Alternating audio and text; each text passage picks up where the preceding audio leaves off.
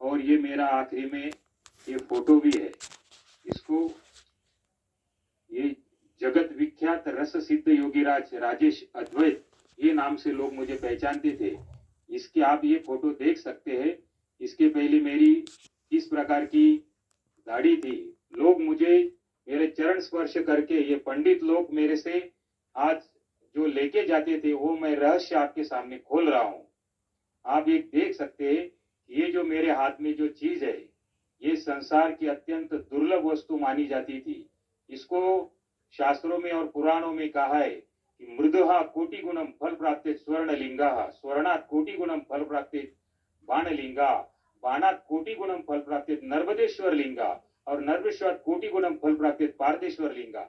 इसके आगे ये भी कहा है कि रसात परतरम लिंग न भूतो न भविष्यति। इसका तात्पर्य ये कि सारा संसार आज जो शिवलिंग की पूजा कर रहा है, जिसको ये बताया जाता है कि मिट्टी से जो बना शिवलिंग होता है उससे करोड़ों गुना पुण्य फल प्राप्ति सोने के शिवलिंग के पूजन से प्राप्त होती है। इस श्लोक का अर्थ बता रहा हूं मैं आपको।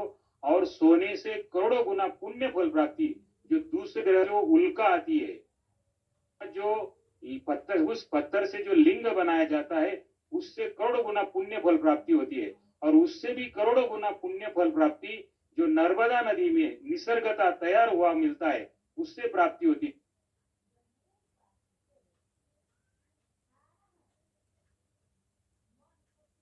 अत्यंत दुर्लभ पारद शिवलिंग ये जो आपको दिखा रहा हूं इससे प्राप्त होती। इसको कहा है शास्त्रों में कि रसात परतरम लिंग न भूतो न भविष्यति।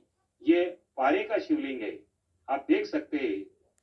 सर इसकी महत्वता क्या है? आपने जो ये बनाया है शिवलिंग, सर इसकी महत्वता क्या है? पारा मतलब कौन सी धातु है, मतलब क्या है इसकी कहानी? सर मैं आपको दिखाता हूँ पारा, एक मिनट में।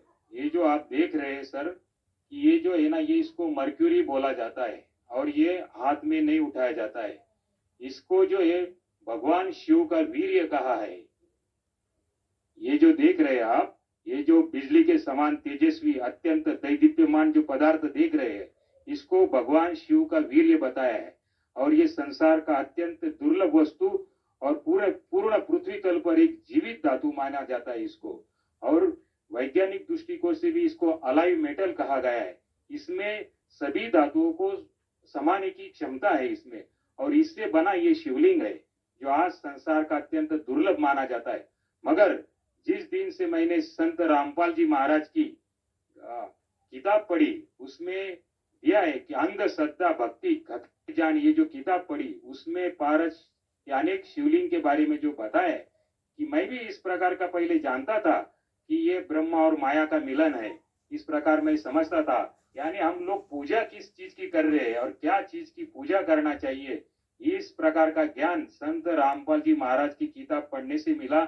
और मैं इसको इसके माध्यम से अमर बनने की ख्वाहिश लेके बैठा था कि मैं अमर बन जाऊं। क्योंकि ये विज्ञान में आगे चल के इस प्रकार का भी समावेश किया गया है, इससे व्यक्ति अमर बनता है। मगर ये बात तब मुझे गलत लगी कि मुझे ही डायबिटीज हो गया और मैं मलाई घी चावल ये खाने में असमर्थ था। तब मुझे आहत निकली मेरे अंदर से कि हे परमात्मा, तुम जहां भी कहीं बैठे हो मेरे अंदर की आवाज सुनो आप। सर ये जो पदार्थ आपके पास है, सर इस पदार्थ से तो कोई भी शिवलिंग बना सकता है, इसमें बड़ी बात क्या है? नहीं सर, ये इसको जो है ना ये आम व्यक्ति नहीं बना सकता। इस प्रकार का और भी एक मैं शिवलिंग बनाया करता था जिसको भोगा पारस मणि कहा जाता है। नहीं, जो आपके पास ये जो पदार्थ है, ये जो लिक्विड पदार्थ है, इसको गर्म करके या ठंडा करके एक क्रिया के द्वारा इसको ठोस नहीं बनाया जा सकता? नहीं सर, ये जो 662 डिग्री पर आप हीट देंगे तो ये इवापोरेट हो जाता है, कपूर के जैसा उड़ जाता है। इसको गर्म करने से भी आप बांध नहीं सकते। संसार की ऐसी कोई चीज नहीं है। रावण के संहिता में बताया गया है कि ये तंत्र की आखिरी क्रिया मानी जाती है। भारत को जड़ी बूटियों के माध्यम से और तंत्र के माध्यम से बांध देना और इसको ये स्वर्ण खाने में सक्षम है ऐसे बना देना। सर आपने कहा कि ये स्वर्ण खाने में सक्षम है, सर इस बात का क्या मतलब निकाले?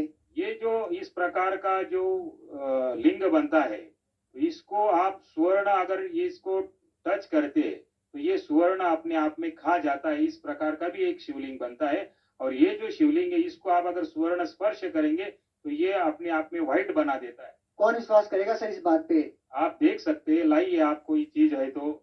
सर इससे पहले हम आपसे ये जानना चाहेंगे, ये जो सोना आपके हाथ में है ये व्हाइट हो जाएगा, मतलब ये सोना नहीं रहेगा?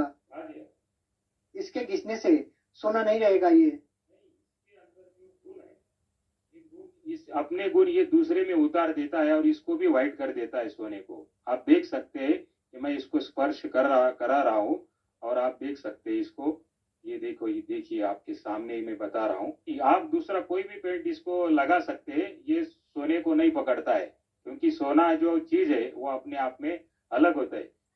इसका मतलब तो ये हुआ कि जैसे पारस पत्थर होता है जो लोहे को सोना बना देता है, तो इसने सोने को लोहा बना दिया एक किस्म से। नहीं, ये नहीं कह सकते हम, मगर कि जो दूसरा आता है इसमें से, जो ये सोने को खाता है, भूखा पारस मणि, बुभुक्षित पारस कहते हैं इसको, ये स्वर्ण खा जाता है। और ये इसकी जो क्षमता है वो कितना पचा जाएगा अपने में सोना, इसका कोई अंदाजा नहीं रहता है। आपका कहने का मतलब है कि आप में इतनी सारी सिद्धियां हैं या आप इतनी विद्याओं को जानते हैं कि आप वो भी चीज बना सकते हैं जो लोहे को सोना बना सकती है या फिर सोने को खा सकती है, वो आपने बना ही दिया। हाँ जी, मैं कुंभ मेले में भी जो है मेरे पास गाड़ी भर भर के ये जो नागा साधु वगैरह सब लोग आते थे, और मैं ये पारे के माध्यम से चांदी बनाने का प्रोग्राम दिखाया करता था। ये सारी चीज रखी हुई है और इनसे आप ये चीज इसमें डालेंगे तो इस प्रकार का सोना चांदी ये मैं बना के खुद लाभ देता था लोगों को। मगर जिस दिन मुझे ये समझ में आ गई कि ये जो ज्ञान जो है ये अधूरा है, संत रामपाल जी महाराज जी का मैंने सत्संग देखा टीवी पे, और उसमें वो बता रहे थे, उंगली घुमा के ऐसे बता रहे थे कि ये ब्रह्मा विष्णु महेश भी नाशवान है और इनकी भी जन्म मृत्यु होती है। तो मुझे मेरी पैर के नीचे की जमीन खिसक गई कि ये जिसको मैं अमरता का अपने खुद अमर होने के लिए मैं इनकी पूजा लेके बैठा था, और इनसे मिलने वाले लाभ को तो क्षणिक लाभ बोला है। ये सब मैं सुनकर बहुत ही परेशान हो गया मैं कि ये बात कुछ बिगड़ रही है, ये मेरे समझ में आ गया। और तब मैंने वो ध्यान से सब सत्संग सुना, और सत्संग में उन्होंने बताया कि भगवती पुराण पाठ नंबर 123 पे उन्होंने बताया कि ये ब्रह्मा विष्णु महेश इनकी भी जन्म मृत्यु होती है।